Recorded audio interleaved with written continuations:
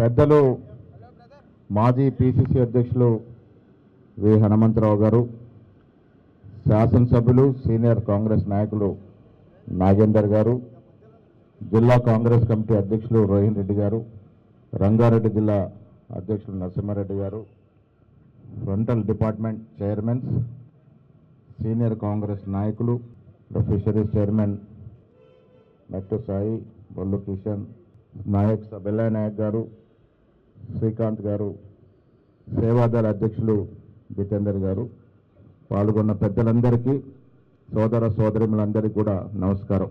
ఇవాళ తెలంగాణ కాంగ్రెస్ పార్టీ తెలంగాణ రాష్ట్ర విలీన దినోత్సవాన్ని జరుపుకుంటున్న శుభవేళ. తెలంగాణ ప్రజానికానికి శుభాభినందనలు. మనందరికీ తెలిసిన చరిత్ర, 1947లో మనకు స్వాతంత్రం వస్తే 48 సెప్టెంబర్ 17 వరకు కూడా మనం హైదరాబాద్ రాష్ట్రంలో ఒక సంస్థానంలోనే ఉండిపోయినటువంటి సందర్భం.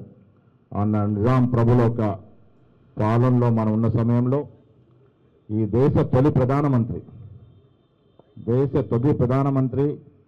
దూరదృష్టి, ఒక విజనరీ అనేటువంటి ప్రధానమంత్రి. ఇది సంస్థానంగా ఉండడం దేశ ప్రజలకి, దేశం కోసం శ్రేయస్సు కాదు. హైదరాబాద్ సంస్థానాన్ని విలీనం చేయాల్సిందిగా నిజాం రాజును కోరితే వారు తిరస్కరించడంతో ఆనాడు మొదటి ప్రభుత్వంలో హోంశాఖ మార్చులుగా ఉన్నటువంటి నెహ్రూ గారికి అత్యంత సన్నిహితులు వల్లభాయ్ పటేల్ గారిని హైదరాబాద్ ఆపరేషన్ పోలో పేరిట ఆపరేషన్ నిర్వహించి నిజాం ప్రభుల్ని మచ్చికతో లొంగ తీసుకొని హైదరాబాద్ సంస్థానాన్ని భారతదేశంలో విలీనం చేసినటువంటి శుభ సందర్భం ఇది. మిత్రులారా, కాంగ్రెస్ పార్టీ స్వాతంత్రానికి ముందు ఎలాంటి త్యాగాలు చేసింది, ఏ త్యాగాల వల్ల మనకు స్వాతంత్రం లభించిందో మనందరికీ తెలుసు. 48 సెప్టెంబర్ 17 నుండి మనం ఈ విలీన దినోత్సవాన్ని జరుపుకుంటా ఉన్నాం. ఆనాడు ప్రధానమంత్రి నెహ్రూ గారు, వల్లభాయ్ పటేల్ గారు ఎంత సన్నిహిత మిత్రులో వారొక సామాన్య కాంగ్రెస్ కార్యకర్త నుంచి ఏఐసిసి అధ్యక్షుడు వరకు ఎదిగినట్టు నాయకుడు వల్లభాయ్ పటేల్ గారు. ఇవాళ బీజేపీ పార్టీ దిగజారు రాజకీయాల్ని ప్రదర్శిస్తూ ఉంది. విచిత్రం ఏమిటంటే 1948 సెప్టెంబర్ 17న మనం విలీనోత్సవం జరిగితే ఆనాడు పుట్టనటువంటి బీజేపీ పార్టీ అసలు ఆ రోజు రాజకీయం లేదు. ఇంకా లోతుగా చెప్పాలంటే స్వాతంత్ర ఉద్యమంలో అసలు పాత్ర లేదు వాళ్ళది.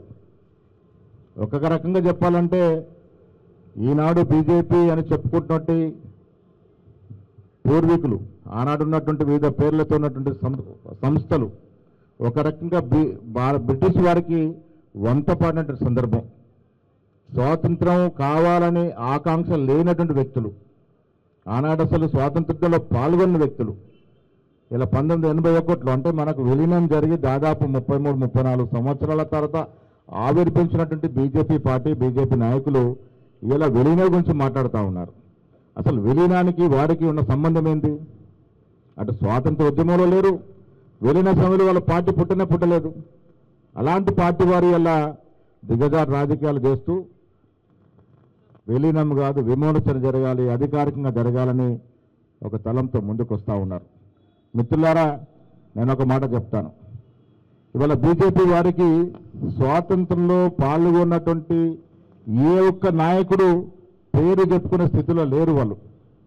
అందుకే పరిపూర్ణమైనటువంటి కాంగ్రెస్ వాది, పరిపూర్ణమైన కాంగ్రెస్ భావజాలం కలిగినటువంటి మహానాయకుడు, నెహ్రూకి అత్యంత సన్నిహితుడు వల్లభాయ్ పటేల్ గారిని వారి బుట్టలు వేసుకుని మా నాయకుడు అని చెప్తూ చలామణి అవుతా ఉన్నారు. సిగ్గుచేటన్న విషయం. వల్లభాయ్కి బీజేపీ పార్టీకి ఏం సంబంధం? పరిపూర్ణమైన కాంగ్రెస్ వాది, అందులో నెహ్రూ గారికి అత్యంత సన్నిహితుడు. ఆ జోడీ భారతదేశానికి ఎంతో విలువైనటువంటి పాఠాలు నేర్పింది, విలువైనటువంటి అభివృద్ధి కార్యక్రమాలు తీసుకొచ్చింది.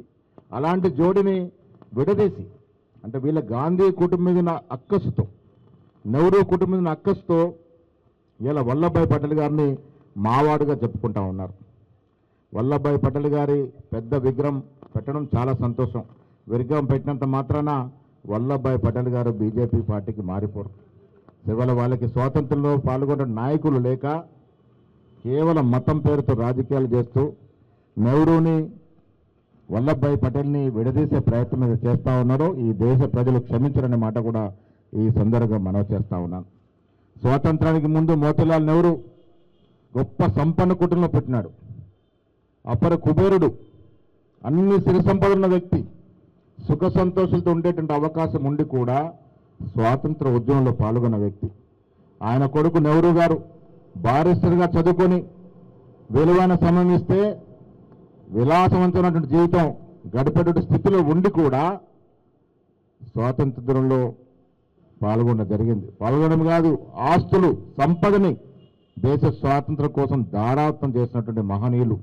అంతేకాదు ఈ దేశ చరిత్రలో ఎవరు కూడా గడపనటువంటి జైలు జీవితం దాదాపు 16 ఏళ్ళు జైల్లో ఉన్నాడంటే ఈ దేశం కోసం.